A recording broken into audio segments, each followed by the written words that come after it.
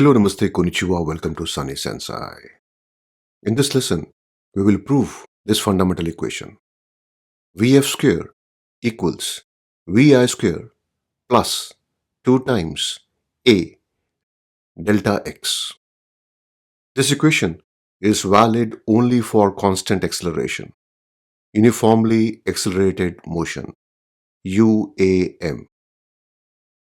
I will first prove this using a velocity versus time plot, the graphical approach, and then prove it again using calculus. Let's start with this velocity time plot. We have velocity on the y-axis and time on x-axis. The acceleration is the slope of this plot. This plot is a straight line.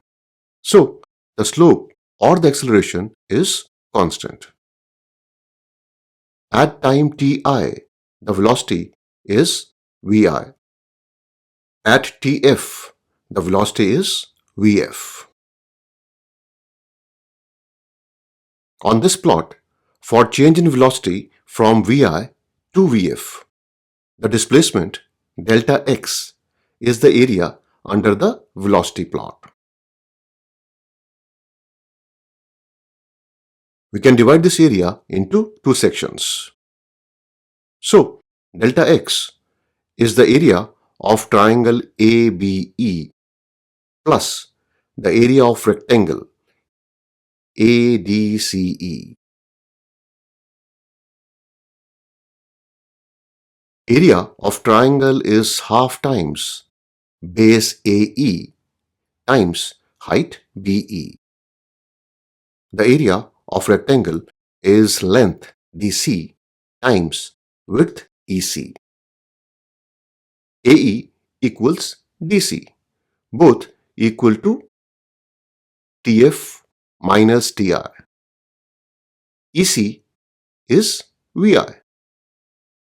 BE is VF minus VI. So we have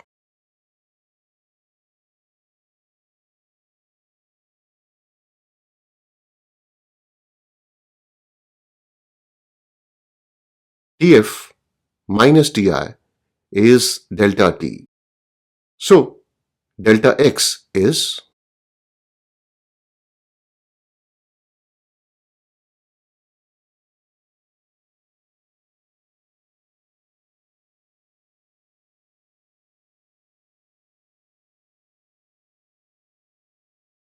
Before we move further, I want you to have a careful look at this equation.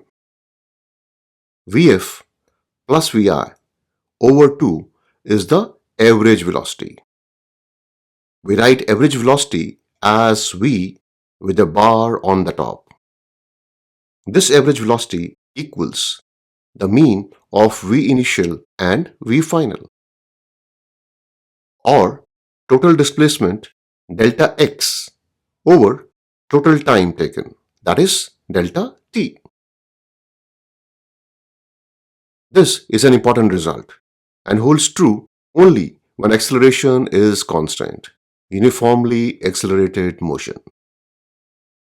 Let me now go back to our proof.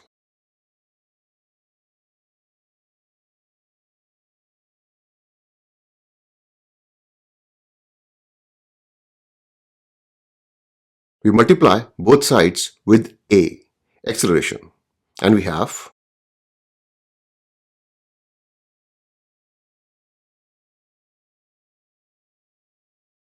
now acceleration is the change in velocity Vf minus Vi over change in time Tf minus Ti or delta T.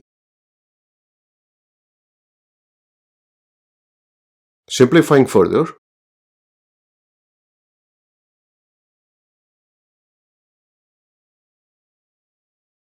Vf square equals Vi square plus 2a delta x. Let's prove this equation again using calculus.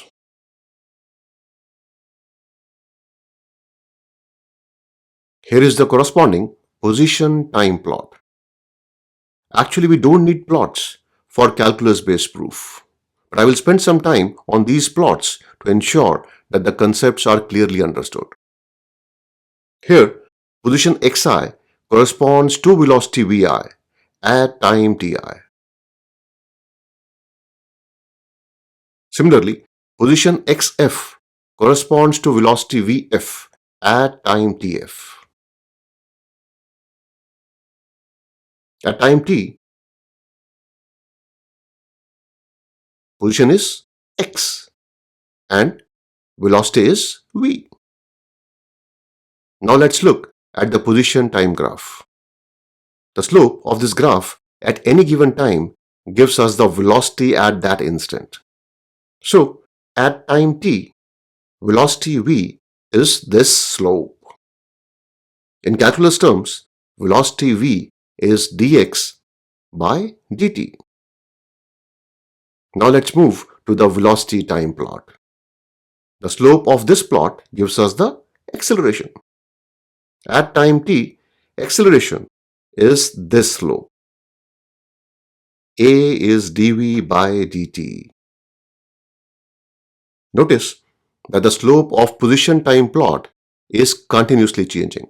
So velocity changes with time, but the slope of velocity time plot is constant, which means acceleration is constant at all times. Don't forget, the equations we are working on are valid only for constant acceleration. Now with the basics in place, let's move to the proof. Velocity v is dx by dt.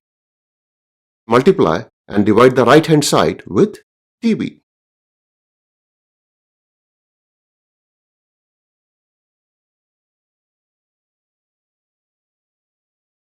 Now dv by dt is acceleration a.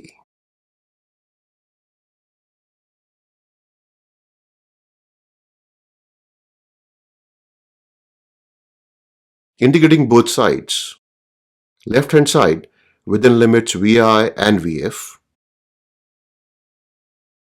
and right hand side within limits xi and xf. Simplifying further,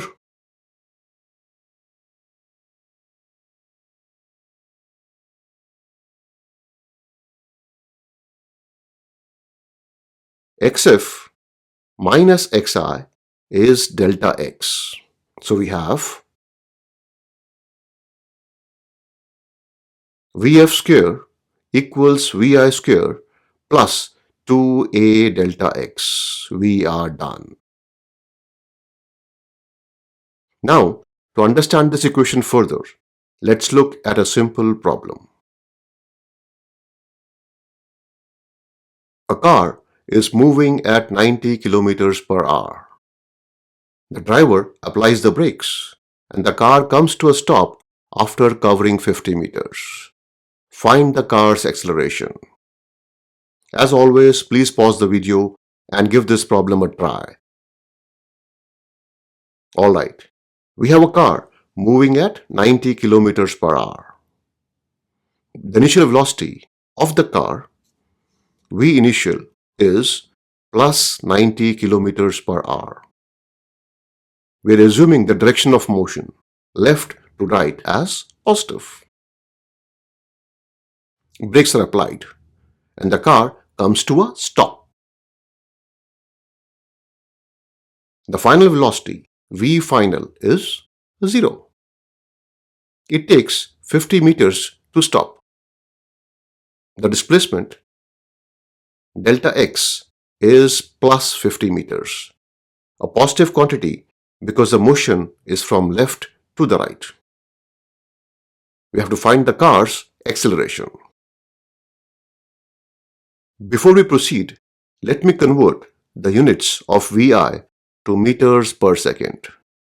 1 kilometer is 1000 meters and 1 hour is 3600 seconds.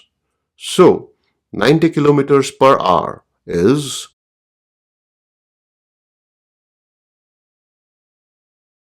25 meters per second.